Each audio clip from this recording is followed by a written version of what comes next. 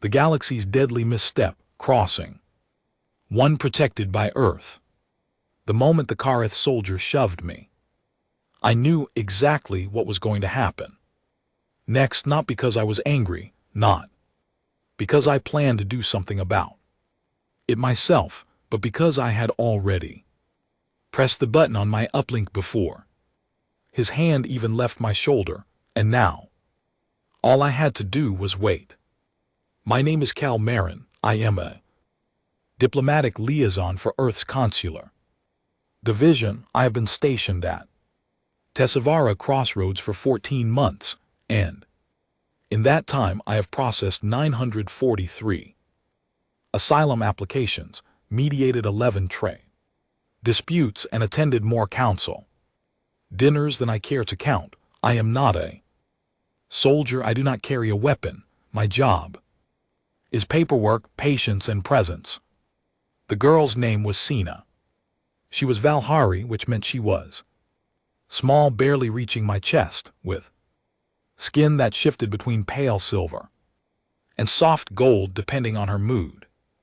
Right now it was ash gray, which I had learned meant fear. She had arrived at Tesavara 6 weeks earlier with nothing except a cracked data card and a registration number from a refugee processing center 3 systems away. I had been working on her asylum papers.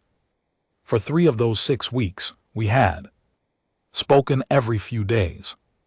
She liked asking me questions about Earth, the kind of questions that made me think she had been reading about it, secretly building a picture in her mind of a place she had never seen. She had asked me once whether it was true that Earth had ocean that covered most of the planet's surface. I told her yes. She went quiet for a moment, and then she said she had never seen an ocean.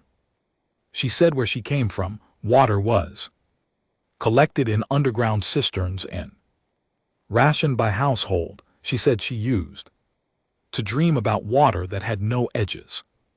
I thought about that when the Kareth soldiers walked into the central promenade of Tesavara Crossroads at approximately 1400 station hours and went directly to the bench where Sina was sitting, waiting for me to bring her the latest update on her paperwork.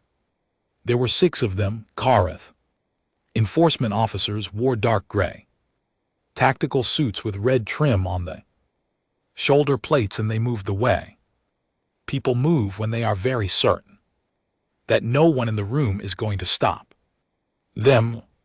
The lead officer was taller than they others, with a jaw like a block of stone and eyes that had the flat professional calm of someone who had done this many times before.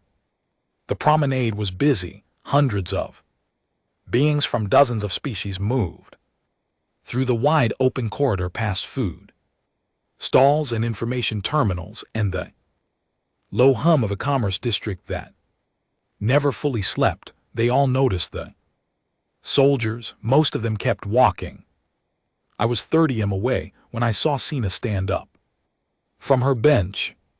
I could see even from that distance that her skin had gone completely gray. The lead officer reached her before I could. He said something to her in Kareth dialect that I could not fully hear, but I caught the words for property and jurisdiction and hegemony decree. He produced a binding cord and reached for her wrist. I was moving before I had made any conscious decision to move. I pushed through the crowd. Someone stepped aside. Someone else did not, and I went around them. I reached the officer just as he was fastening the binding cord around Sina's wrist, and I put myself between them and the direction they were walking.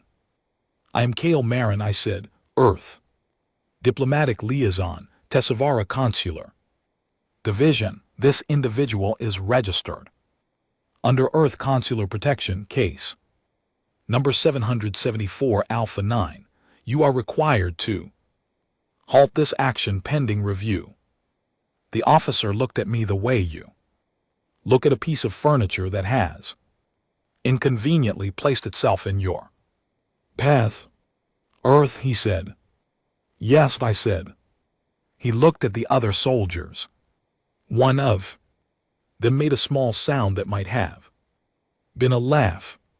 We've heard the name, he said. It means nothing. Then he put his hand on my chest and pushed me back 2 steps. Not a strike.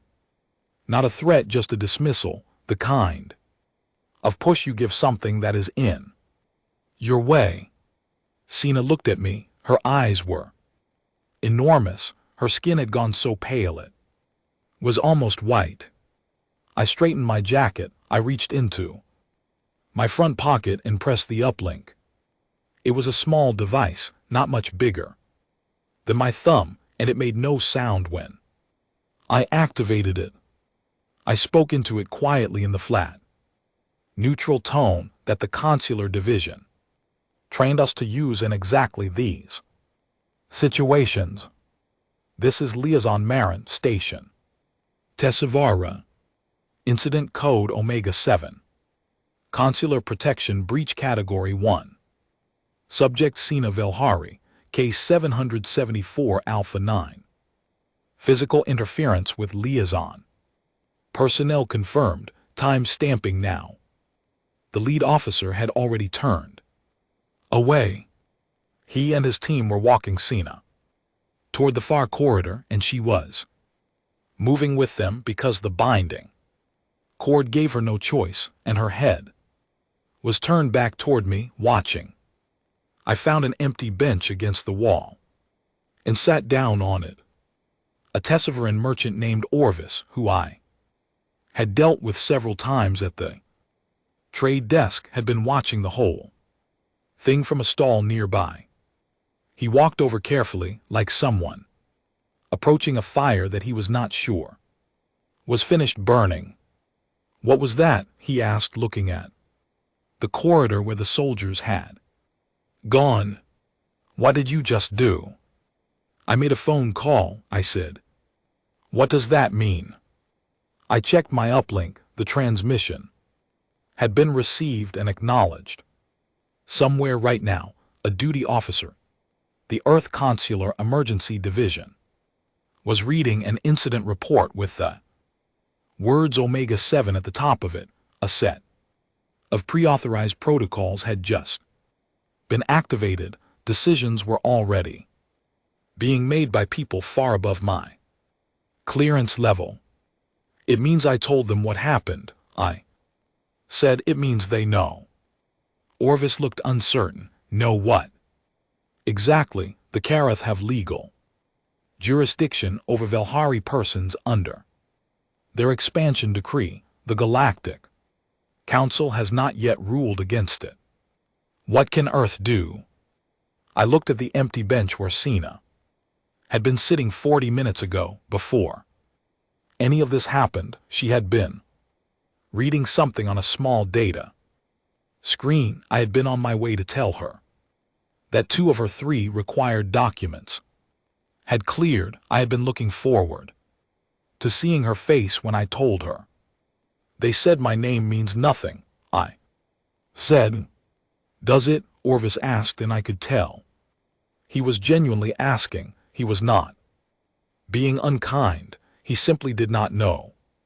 I looked at the deep-range sensor display mounted on the far wall of the promenade, the one that showed incoming and outgoing traffic for the station. It updated in real time. I had been watching it for a while now out of habit.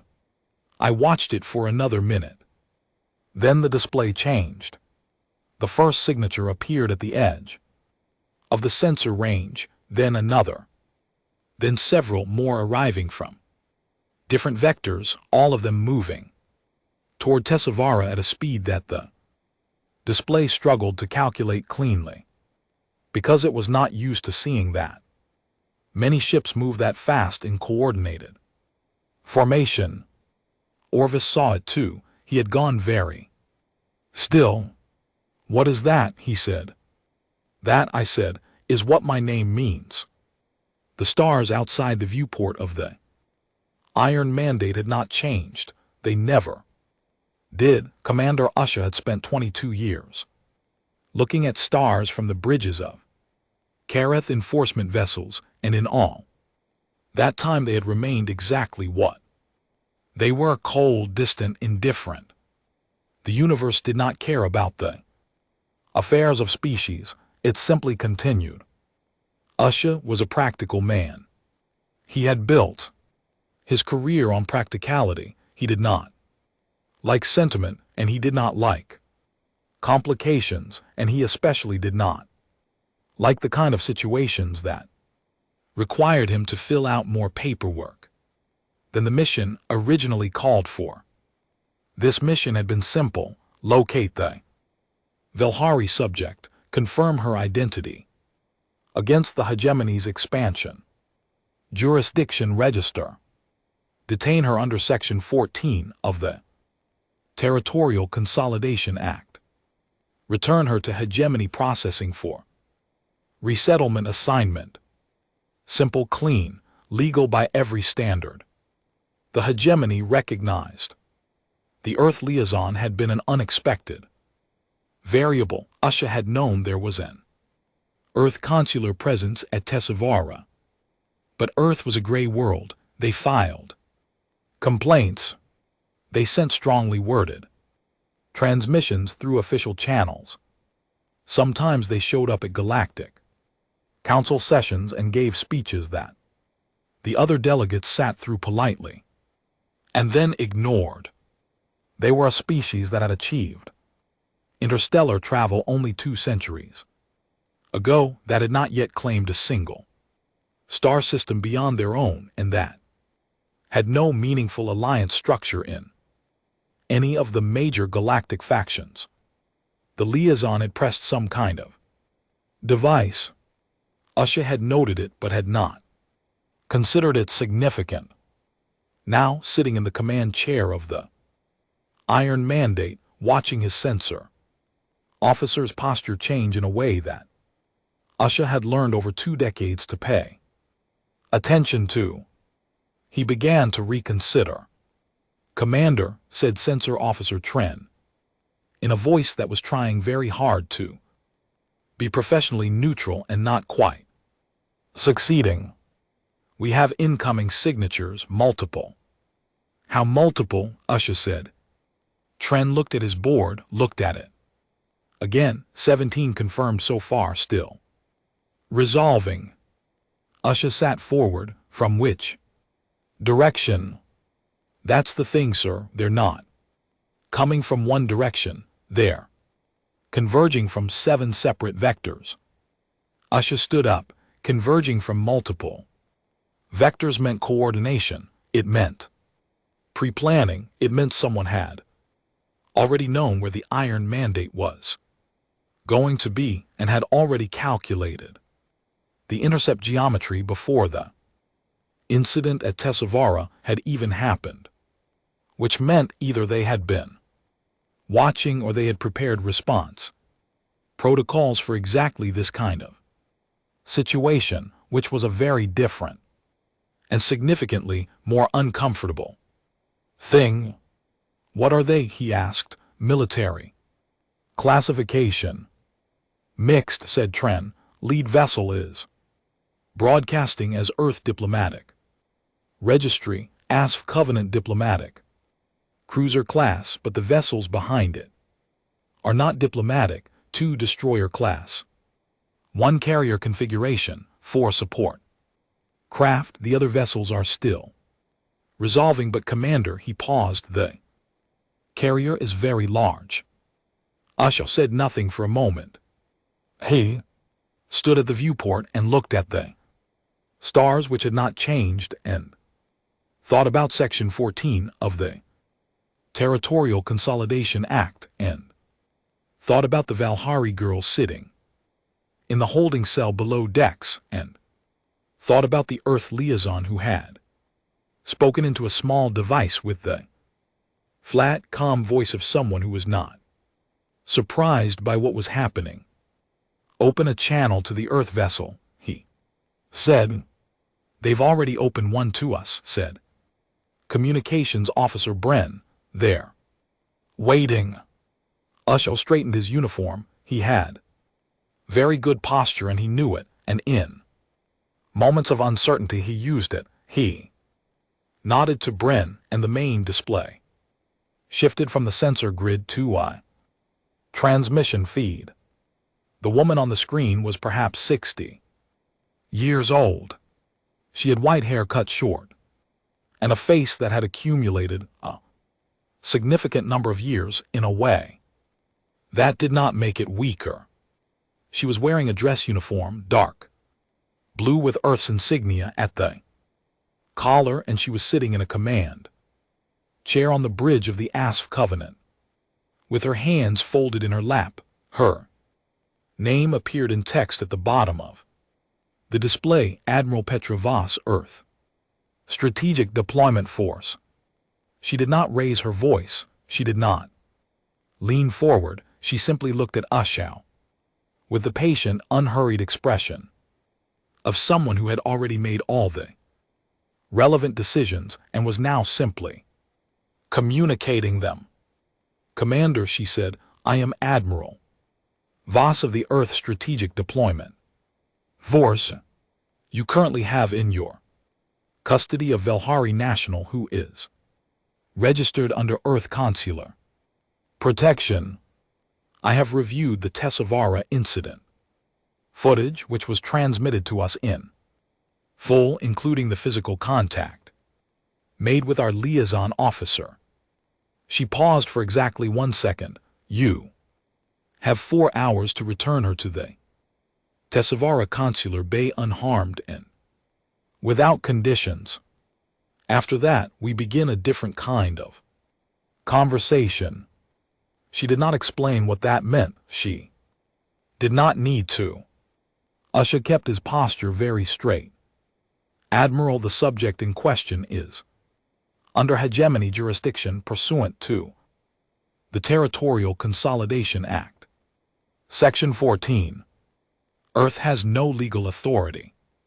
We can discuss legal frameworks, Voss said pleasantly. During the 4 hours, I look forward to it. Voss out. The display returned to the sensor grid. Usho turned to his bridge crew. No one was looking at him. They were all looking at their stations with the focused intensity of people who are very carefully not reacting to something. He turned back to the viewport. Sensor grid now showed 23 incoming signatures, still resolving. Get me a line to Hegemony High Command, he said, priority channel. Then open the channel. Usho waited for the connection, watching the signatures multiply on the grid. He was a practical man. He had built his career on practicality, and the most practical thing he could think to do right now was to be very honest with the people above him. When the channel connected, he spoke carefully. This is Commander Usho of the Iron Mandate. I need to report a developing situation at Tessavara regarding the Velhari retrieval action. He took a breath. We may have made an error. The silence on the other end of the channel lasted 4 full seconds. Then the voice of Deputy Admiral Koff said, explain. Usho turned away from the viewport. He began to explain. Outside, the stars had still not changed, but the space between them was considerably more crowded than it had been an hour ago, and every new signature on the sensor board arrived from a slightly different direction, as if the people sending them wanted to make very certain that no matter which way you turned, you would see one. Below decks in the holding cell, the Velhari girl sat with her knees pulled up to her chest and her skin the color of ash. She did not know what was happening above her head. She only knew that the binding cord was cold, and the cell was quiet, and that, somewhere out there in a direction she could not identify, something had changed. She did not know what it was. She did not know that 23 ships were moving through the dark toward the sound of one person's voice. She did not know that a man had sat down on a bench and pressed a button and spoken 2 sentences, and that those 2 sentences were now the most important thing in this region of space. She pulled her knees tighter and waited. I had never been on the Covenant before. It was a diplomatic cruiser, which meant it was built to look impressive from the outside and functional from the inside, without any wasted space on comfort. The corridors were wide enough for 2 people to pass comfortably. The lighting was the kind of flat white that made everything look equally real, and the coffee in the officers' mess was bad in a specific institutional way that I had not tasted since my first year in the consular division. Admiral Voss was sitting across the briefing table from me with my incident report on the display in front of her, and a mug of the same bad coffee in her hand, and she was reading with the careful attention of someone who intended to read every word before saying anything. She had not asked me to summarize. She had not asked me to skip to the important parts. She was reading. Orvis was sitting in a chair against the wall. He had asked with what I thought was considerable courage given the circumstances whether he might be permitted to observe the debriefing on behalf of the Tessavara Trade Council. Voss had looked at him for a moment and then said yes, he could stay as long as he understood that this was not a performance and he was not here to ask questions until she said he could. He had agreed immediately and had been sitting very still against the wall ever since. I drank my coffee and waited. Outside the viewport, Tessavara Crossroads was visible at a distance, its rotating sections catching the light of the nearby star and arranged around it at distances that said present, without saying aggressive, were the Earth vessels. They were not pointed at anything in particular, they were just there. The Iron Mandate had not moved. Your paperwork on the Velhari girl was in order, Voss said finally, still looking at the display. Yes, I said. 3 weeks of processing, 2 independent document verifications. Consular registration confirmed through the standard system. Correct. So the Kareth took someone who was legally by our own registration, under our protection. Yes. She set down the display and picked up her coffee mug. Walk me through your read of the situation, not the incident. The broader situation. What do the Kareth think Earth is? I had thought about this before. I thought about it the way you think about a puzzle that you encounter regularly and that you have never quite solved to your satisfaction. They think we are a gray world, I said, new to interstellar space, no territorial claims beyond our home system, no formal alliances with any of the major factions. They see our consular division as a bureaucratic formality, the kind of thing a species does when it wants to appear serious without actually being serious. And the protection registration, they think it is a form paperwork, something we file because it is the kind of thing young spacefaring civilizations do to feel relevant. They did not believe it meant anything because they have never seen it mean anything. I paused. They are not entirely wrong that most species treat it that way. Most species file protections that they have no capacity to enforce. But we do not, Orvis said from his chair against the wall. Then he caught himself and looked at Voss. I apologize. I understood I was not to ask questions. That was not a question, Voss said. Continue, Marin. I looked at Orvis. He was watching me with an expression that I had seen before on people encountering Earth's actual policy for the first time. It was a look of recalibration. The Karath have been expanding their territorial jurisdiction for 11 years. I said, in that time they have absorbed or displaced 23 smaller species. In most of those cases, other spacefaring powers filed complaints, expressed concern, attended council sessions, and eventually moved on.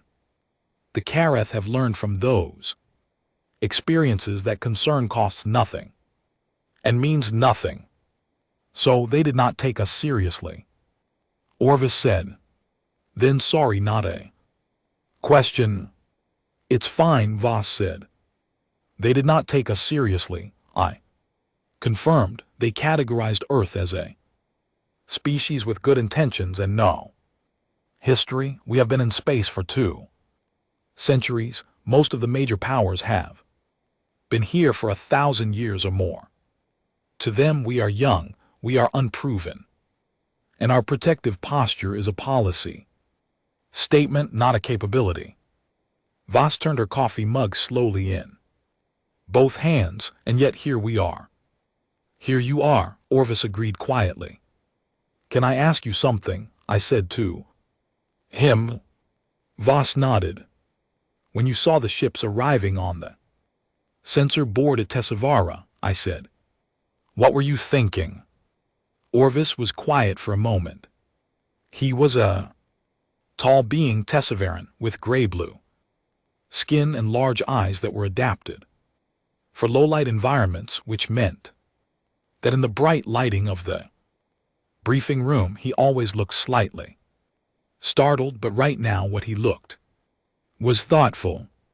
I was thinking about the history, he said. I know some of Earth's history. I studied it briefly when your consular division first came to Tessavara because it seemed practical to understand who I might be dealing with. I read about your wars, the large ones. He paused. I want to ask you something, and I mean it genuinely, with no disrespect. Go ahead, I said. How does a species survive what Earth survived and come out like this? He said. Most species, after that level of sustained conflict across their own history, become either very isolated or very cautious. They build walls, they stop engaging, but Earth went in the opposite direction. Why? It was a good question. It was the question, really. I had thought about it before in quiet moments, the way you think about a thing that is so close to you that you can only see it clearly at an angle. When I was young, I said, my grandmother used to tell me about her grandmother who had lived through one of the worst periods in Earth's history. Not as someone who caused the suffering, as someone who watched it happen and did not act because acting seemed impossible and dangerous and other people's business. I looked at my coffee mug. She carried that for the rest of her life. Not what was done to her, what she didn't do, what she watched. The briefing room was quiet. Earth has a lot of those stories, I said, generation after generation of them, and at some point a very long time ago we started telling them differently, not as stories about the suffering, as stories about the watching, about the standing still, because we decided that was actually the more dangerous part. Orvis was very still.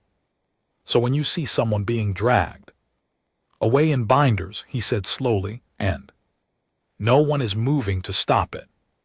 It is not a foreign situation, I said. It is a familiar one, and we have a very strong, very old, very deeply held opinion about how familiar situations like that are supposed to end. Voss set down her coffee mug. She had been listening without looking at either of us, and now she looked at me. That's the diplomatic version, she said. What's the other version? Orvis asked. We got very, very good at conflict, Voss said, because it kept finding us, whether we wanted it or not, and at some point good at conflict means you need somewhere to point it that you can live with. She looked at Orvis. This is somewhere we can live with. The briefing room was quiet again. Somewhere in the ship a distant mechanical hum marked the passage of time. The 4-hour window, I said, has it expired? Voss looked at the display on the table. She looked at it for a long moment. 10 minutes ago, she said. She stood up, picked up her coffee, and walked toward the door. The Kareth have not responded, I said. It was not quite a question. No, she said, they have not. She stopped at the door and looked back at Orvis, who had not moved from his chair. You can stay if you like, she said. The next part is worth watching. Then she walked out and the door closed. And Orvis and I sat in the briefing room with the bad coffee and the viewport showing Tessavara and the fleet and the Iron Mandate, which had still not moved. I finished my coffee. It was, as always, terrible. Is she always like that? Orvis asked. I've never met her before today, I said. You seemed very calm, he said, for someone who had just been pushed by a soldier and was waiting to see whether a fleet would show up. I knew they would show up, I said. How? I thought about it. It was not exactly a function of certainty, it was something else. The same thing my grandmother's grandmother had carried in reverse. Knowledge so old and so settled that it did not produce anxiety, it produced patience. Because I know what my name means, I said. Outside the viewport something in the formation of the Earth vessels shifted. Not aggressively, just a repositioning. The kind that said clearly and without any words that a set of very patient people had just run out of patience. My name is Alara Orvis, and I have been a Tessavaran diplomatic council representative for 60 years. I have seen civilizations negotiate, threaten, posture, retreat, and occasionally surprise me. I thought at 60 years that I had developed a reasonably accurate model of how these things work. The next 11 minutes made me revise that model considerably. It began with a transmission from the Kareth. After the 4-hour window expired, after I had sat with Kale Marin in the briefing room drinking terrible coffee and watching the viewport, a message came through from the Iron Mandate. It was not a surrender, it was not a negotiation. It was a document, 63 pages long, transmitted in formal hegemony legal format, citing 17 separate precedents in Galactic Council jurisprudence and asserting that the Velhari subject was under hegemony, sovereign jurisdiction, pursuant to the Territorial Consolidation Act, that Earth's consular protection registration was inapplicable under the jurisdictional hierarchy established by Council Resolution 447B, and that any interference with the lawful exercise of hegemony authority would constitute an act of aggression under interstellar law. It was, I have to admit, an impressive document. The hegemony had clearly prepared it in advance or had access to a legal team that could produce it very quickly. It cited the right precedents It used the correct terminology.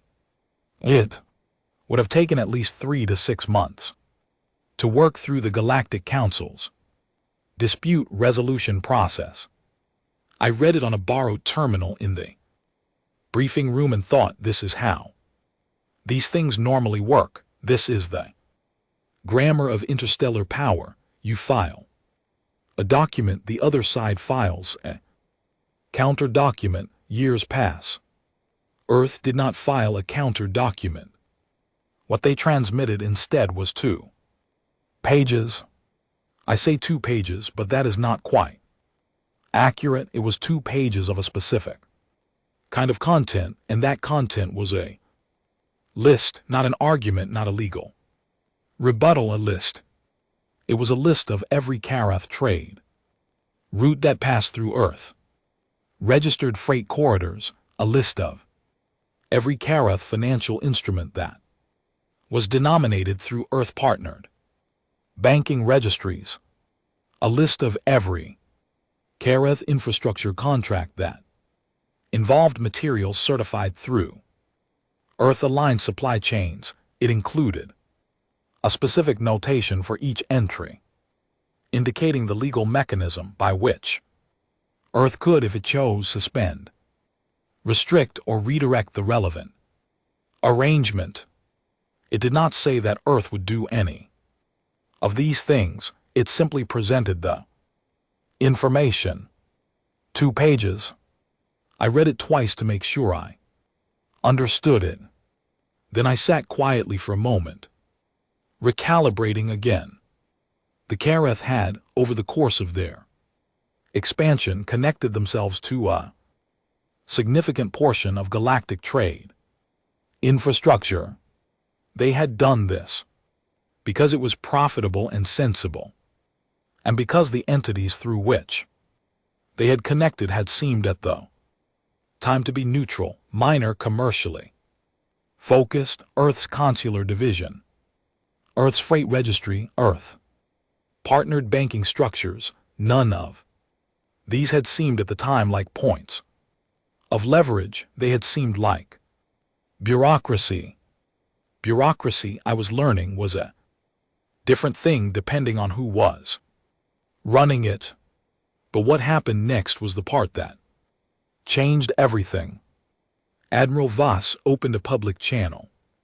Not a channel to the Iron Mandate, not a channel to Hegemony High Command. Public channel broadcasting to every vessel, every station terminal, and every communications receiver within range. I watched it happen from the terminal in the briefing room and felt something shift in my understanding of what was happening. She appeared on screen, the same steady presence I had seen in the briefing, and she read a short statement. She said that the Earth Strategic Deployment Force was present at Tesavara in response to a confirmed breach of consular protection affecting a registered individual. She said that Sina Velhari, case number 774, Alpha 9, had been registered under Earth consular protection in accordance with Treaty Framework 7.2 of the Earth Interstellar Relations Act.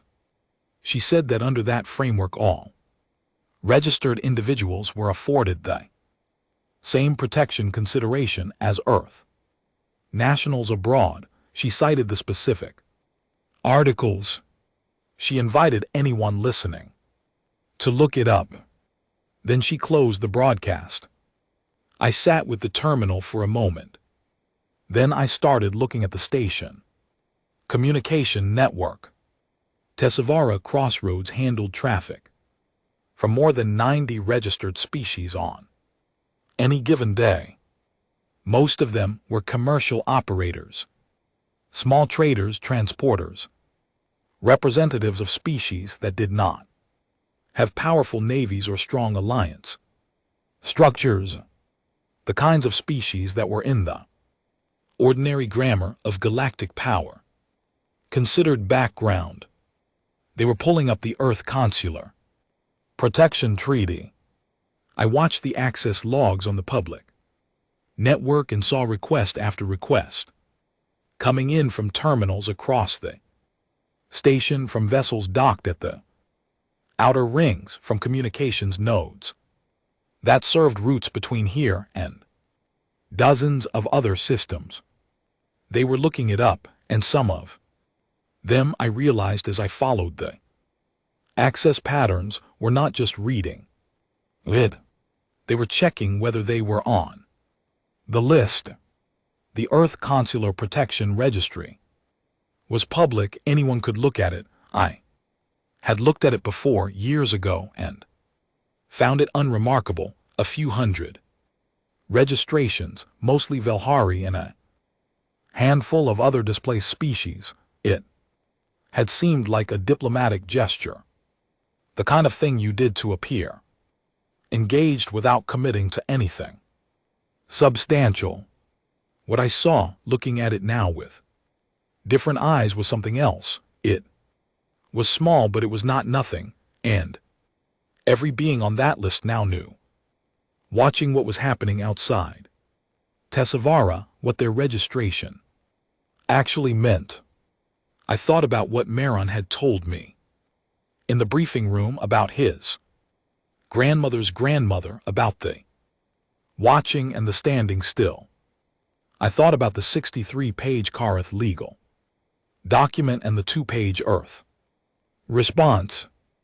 And then I thought about something that I had not considered before, which was that perhaps the public broadcast had not been spontaneous. Perhaps it had been the point. Perhaps the entire visible response, the fleet positioning, the 2-page list, the public citation of treaty articles, had been designed not just to resolve this specific situation, but to ensure that when it was resolved, every species in range would know exactly how it had been resolved and exactly what had made the difference. 38 minutes after the public broadcast, the Iron Mandate opened a channel to the Covenant. Commander Usha appeared on screen. He looked, I thought, like a man who had made a series of calculations in a short period of time and had not enjoyed the results of any of them. We are prepared to transfer the Velhari. Subject, he said, under protest and pending formal council review of the jurisdictional question. Of course, Voss said. Thank you, Commander.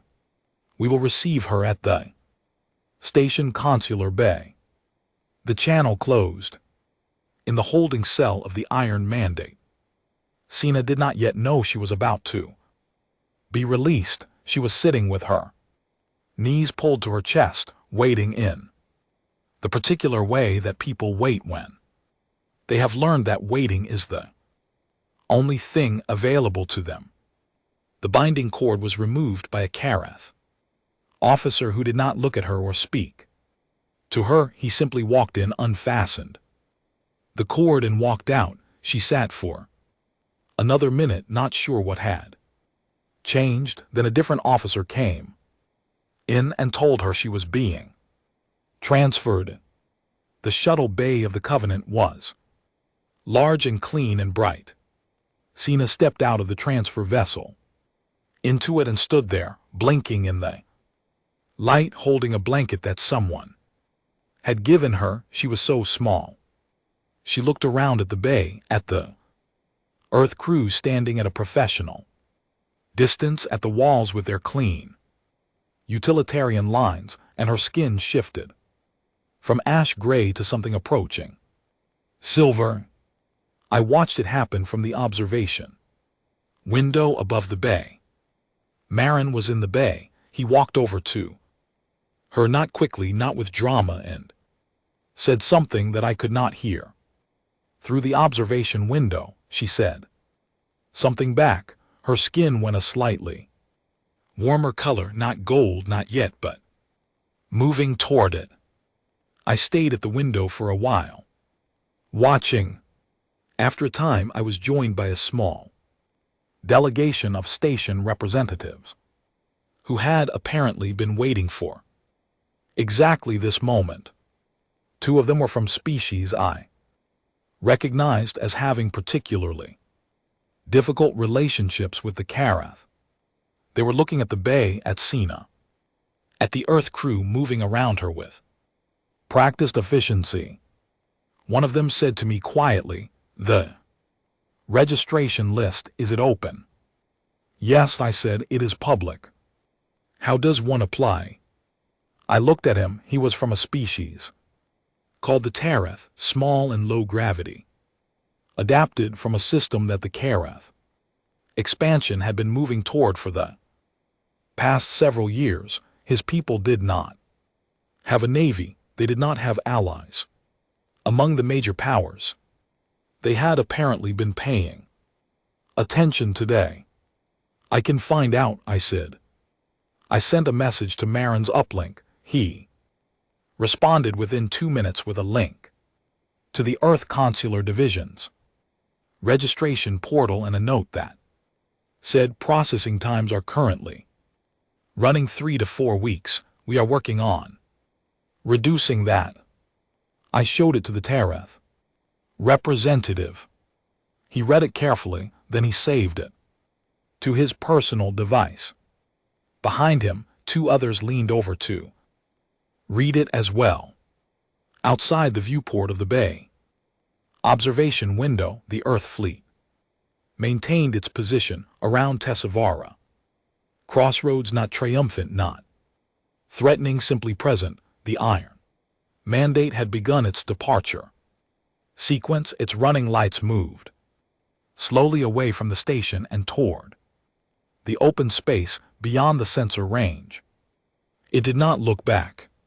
I am Marin, and this is the part where I tell you what happened after 6 months after Tessavara.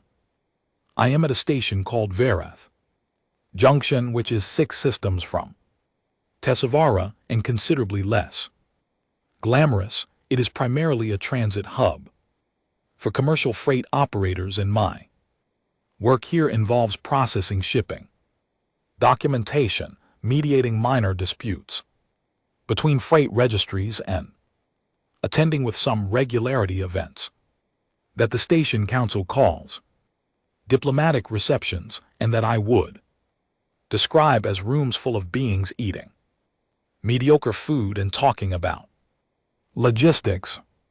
It is ordinary work. It is exactly the kind of work I have always done, and I find it in an honest and uncomplicated way worthwhile. Sina is on Arathis 4. It is a colony world in Earth's partnership network in a temperate zone with 2 rivers and a coastline that faces a warm sea. There is a Velhari resettlement community there of about 400 people, most of them displaced by the same hegemony expansion actions that had displaced Sina. She has been there for 5 months. She sent me a message 3 weeks ago. It was short. It said that she had learned to swim. She said the ocean was very large and that it went on in every direction without stopping, and that the first time she had seen it, she had stood at the edge of the water for a very long time before stepping in, because she had spent her whole life being careful about water, and it was difficult at first to believe that there was enough. She said that now she went every morning. I read that message several times at different times of day over the course of a week. I want to tell you about the registry numbers because they are the part of the story that surprised me most.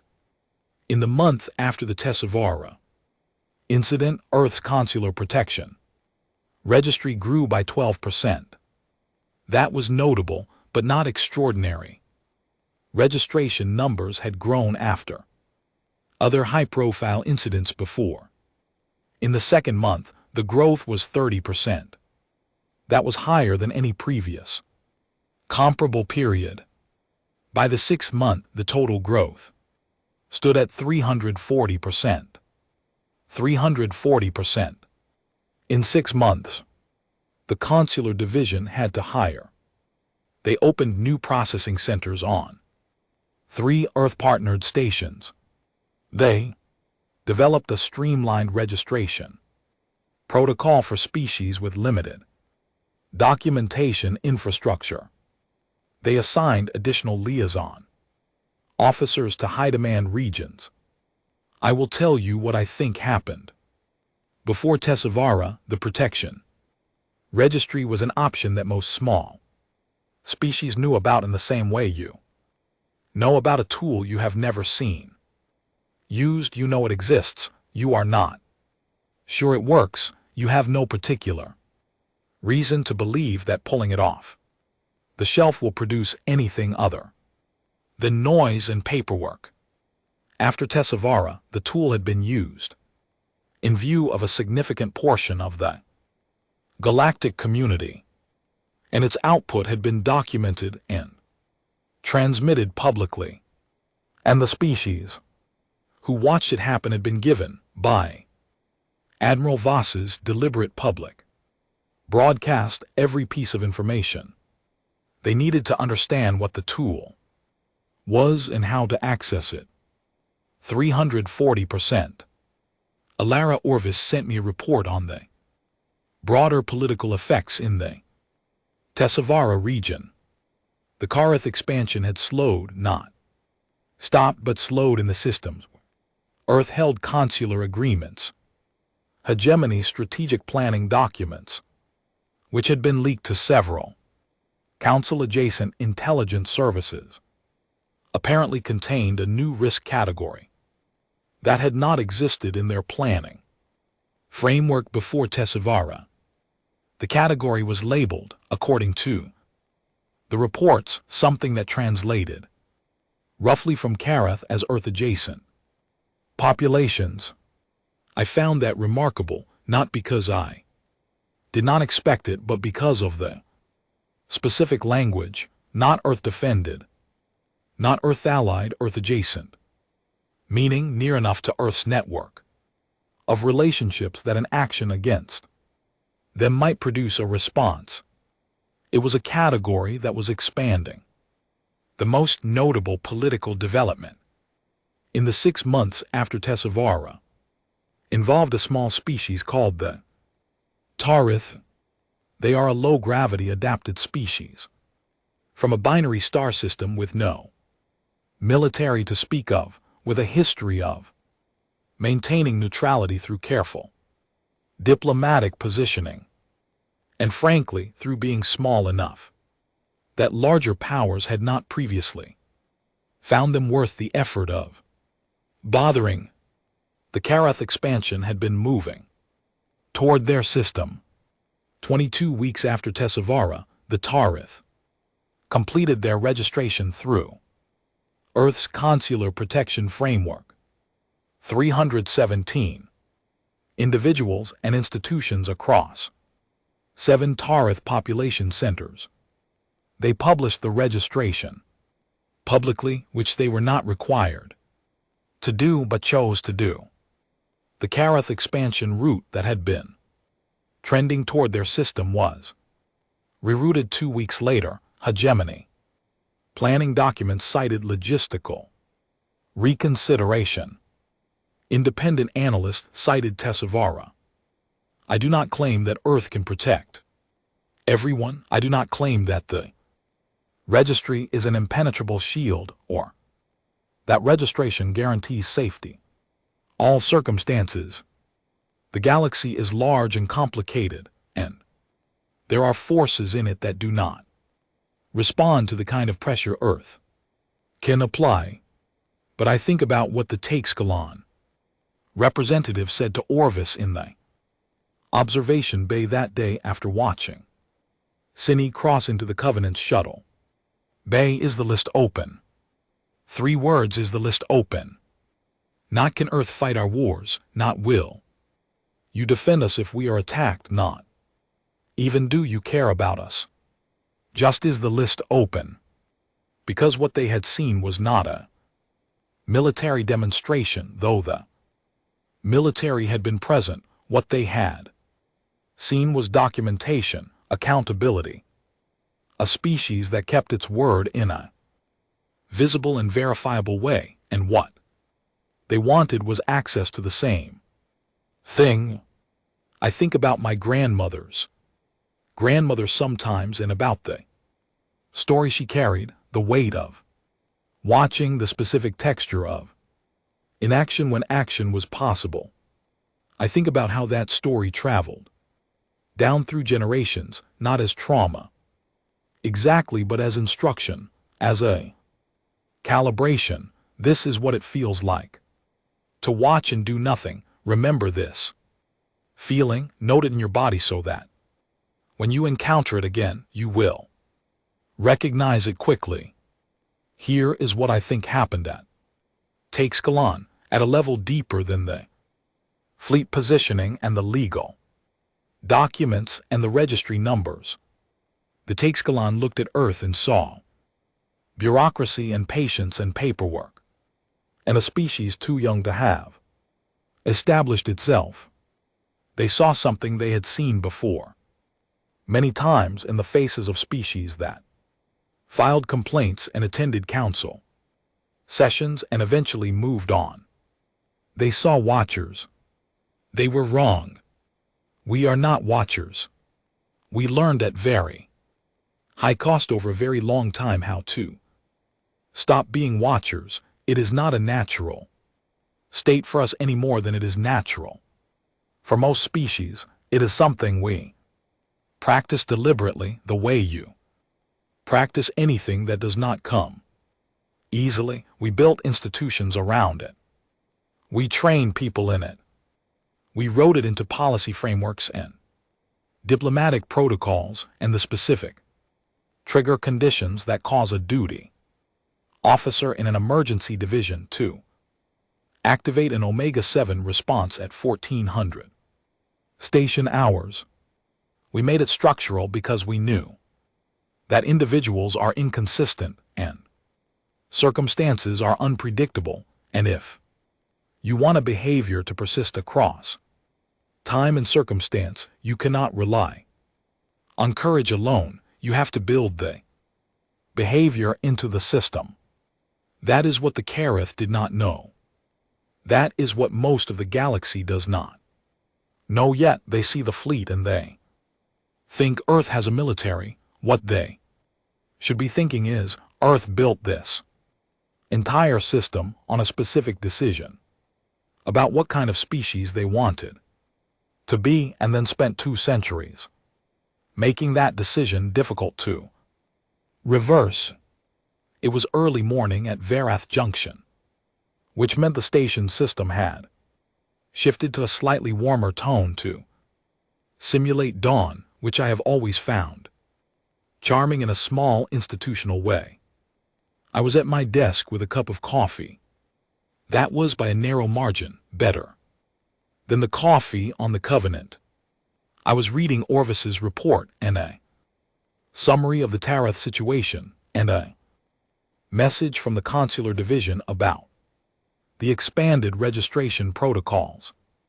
Then my terminal flagged an incoming alert from the Galactic Alert Sharing network that Earth participates in through 3 different bilateral agreements. It was a report from a station called Orth Deep 9 Systems from Varath Junction, which I had never been to, but which I knew from maps as a mid-sized commercial hub in a region where 3 different expanding powers had been quietly, carefully repositioning their influence for the past 4 years. The alert described an incident involving a registered consular protection subject. The details were still coming in. The subject was a being from a species I did not recognize offhand, which meant they were probably from one of the smaller systems that had registered in the past 6 months. They were in difficulty. Someone had decided that their registration was not a meaningful obstacle. I read the alert twice.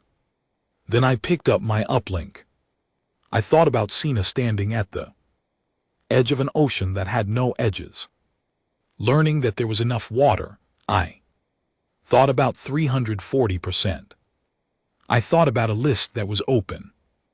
I pressed the transmission button and spoke in the flat, calm voice that the consular division trained us to use in exactly these situations. "This is Liaison Marin," I said. "Station Varath Junction, incident code Omega 7. I paused for a moment. They touched one of ours. Outside the station viewport, the freight traffic of Varath Junction moved. In its ordinary, unhurried way, ships arriving and departing along routes that had existed for centuries. The stars were cold and distant and indifferent. The stars always are. But somewhere in that dark, moving along pre-calculated vectors toward a set of coordinates that had just been flagged on an emergency response grid, something was already turning. It always was.